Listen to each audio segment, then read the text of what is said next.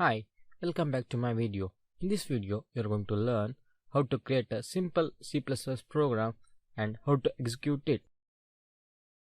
In the last video, you saw how to install the Nano and CLang packages and also how to execute a simple C program.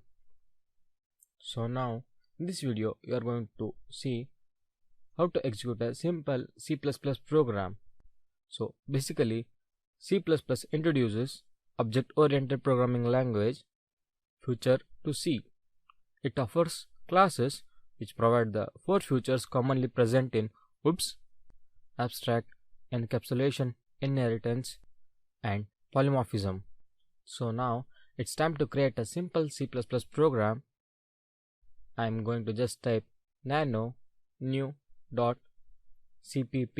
CPP is an inbuilt extension of C++ program. So now it's going to open up the editor. Next, typing the program /include iostream.h. So iostream.h consists of header files which are used in C++ program.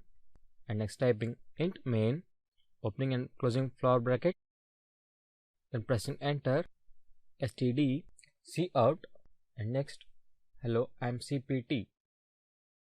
Ending the program by typing std and l. So this is a small C++ program. I'm going to save the file by typing Ctrl+O and then pressing enter. And next, to execute editor, typing Ctrl+X, enter.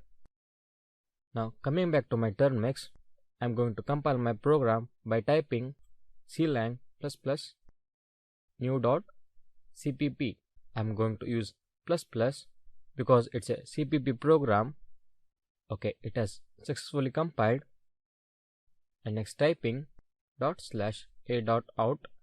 It's an output file of an C++ program.